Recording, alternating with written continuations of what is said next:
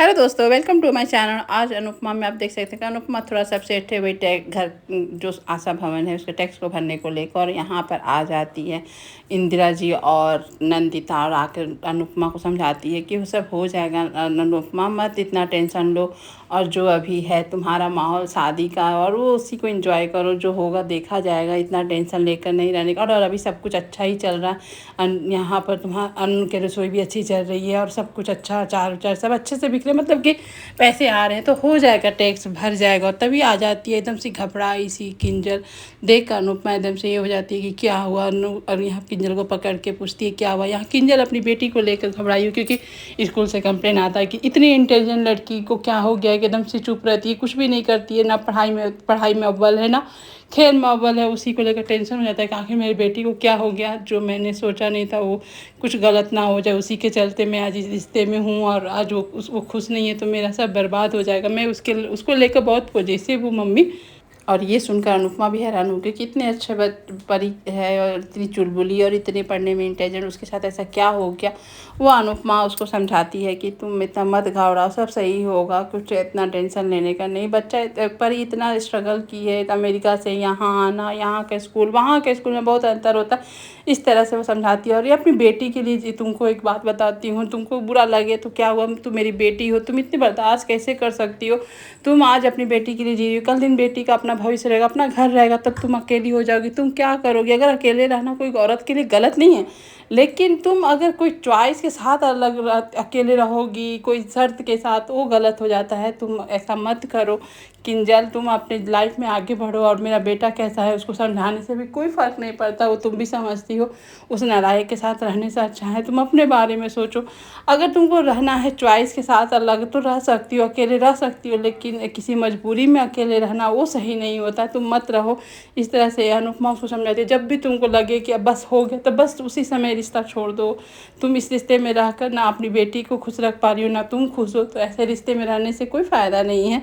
तो ऐसे रिश्ते में मत रहो। इस तरह से किंजल को समझाती है। अपनी मतलब किंजल को मानना पड़ेगा भाई कि इतना दुख, इतना तो पति ना प्यार कर रहा फिर भी पति के साथ रह रही है, वो भी अपनी बेटी की वजह से ये रिश्ता निभाना। और आजकल की लड़की होकर भी किंजल कुछ नहीं कर पाती, बहुत सहनशीलती है, वो शीलता है। और ये सहनशीलता अनुपमा बोलती है मुझमें भी नहीं है। और यहाँ पर इंदिरा जी और इंदिरा जी और नंदिता दोनों समझाते हैं। इंदिरा जी बोलती है मेरे बच्चे के चलते मैं देखो आज कहाँ से कहाँ हूँ, इसलिए बच्चे के बारे में सोचो, लेकिन इतना नहीं कि अपना जीवन ना सोचो। यहाँ नंदिता भी बोलती है कि हाँ, लाइफ में आगे बढ़ना बहुत ज़रूरी होता है। तो इस तरह से बेचारी किंजल एकदम से अकेले अपने आप को महसूस करती है और अपनी बेटी को भी देखती है कि किस तरह से अकेले हो गए। पहले क्या फैमिली था, मतलब एक लड़की जो अपना घर बार छोड़कर एक किसी से प्यार करती है और वो प्यार करने वाला ही प्यार नहीं करता है तो लाइफ बहुत ये हो जाता है। इसमें स्ट्रगल या तो लड़की ही करती है और उसके साथ बच्चे भी करते हैं।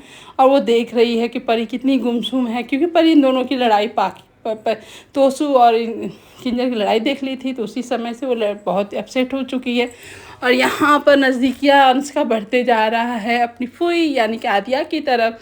वो आदिया के हाथ से खाना, आदिया के साथ ही खेलना, मतलब कि उसका ऐसे अपना एक बॉन्डिंग बन रहा होता है, जो कि यहाँ पर डिम्पी को तो पसंद आ नहीं रहा। वो देख रही है खड़ी होकर कि किस तरह से आदिया मेरे कि बेटे को मेरे से दूर कर रही है, उसका थॉट ऐसा चल रहा होता है। लेकिन यहाँ अनुज आ जाता है। अनुज बोलता है इतना गंदा सोच मत रखो डिम्पी, तुम कल के दिन में हमारी बेटी थी मेरी और अनुपमा की, हम लोग ने कन्यादान किया था, तो तुमको तो खुश होना चाहिए था कि अंश अगर आदिया के साथ नज़दीकी बढ़ा रहा है। तो एक जॉइंट फैमिली में सिर्फ माँ ही नहीं प्यार करती है, माँ ही नहीं परवरिश करती है, सब कोई मिल के करता है। तो वही समझो, तुम क्यों इतने नफरत पाल के रखी हो। मतलब यहाँ पर अनुज को समझाना बेकार होता है, क्योंकि चिकने घड़े पर अगर आप कितने भी पानी डालोगे वो पानी तो ठहरने से रहा। वही हाल है यहाँ डिम्पी का। डिम्पी को अनुज कितना भी समझा दे वो उल्टा बोलती है कि अपनी बेटी को संभालिए, बेटी को समझाइए, मैं अंश को संभाल लूँगी। यहाँ पर अनुज बोलता है मैं तो संभाल लूँगा, आद्या को समझा भी दूँगा, लेकिन तुम अंश को कैसे संभालोगी, मार के पीट के, क्या मतलब कि इस तरह से बच्चे संभालते हैं।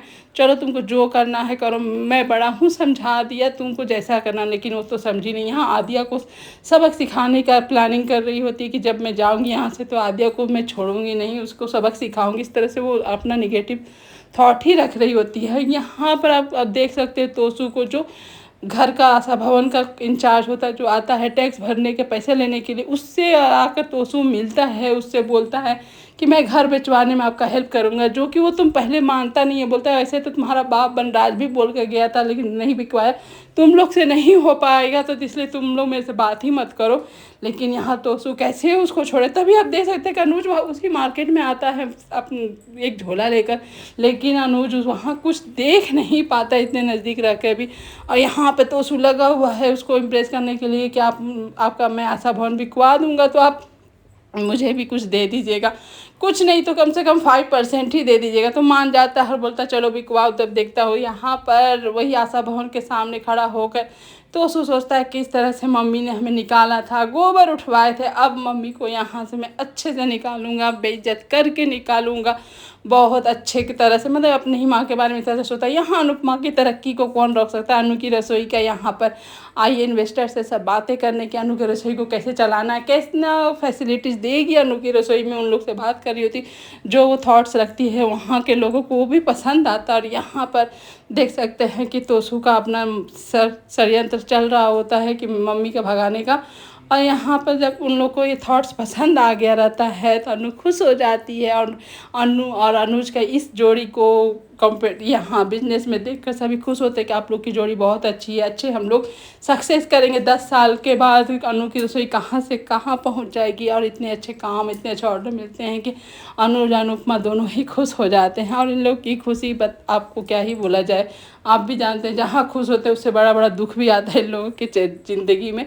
लेकिन चलिए अभी इनकी खुशी ही देख कर इंजॉय किया जाए और देखा जाए कि आगे क्या होता है और क्या नहीं होता। और यहाँ पर बाबूजी अपने दोस्त से दर बदर बेचारे भटक रहे हैं कि टैक्स का पैसा के कुछ जुगाड़ कर ले। वही अपनी माँ से भी बोलते हैं कि कुछ गहने में से थोड़ा सा अनुपमा को शादी में दे देना, जो कि बा एकदम से इनकार कर देती है कि मैं नहीं कुछ दे सकती, आपको जो देना है दीजिए। आप बह गए अपनी बेटी का प्यार में। यहाँ उसकी बेटी डॉली आती बोलती नहीं मम्मी मत देना, तुम जो गहने दी हो रखने के लिए वो भी वापस ले लो, एक फूटी कौड़ी मत देना। यहाँ पर बा बोलती मेरे पास आशीर्वाद देने के लिए नहीं तो मैं गहने कैसे दूँगी।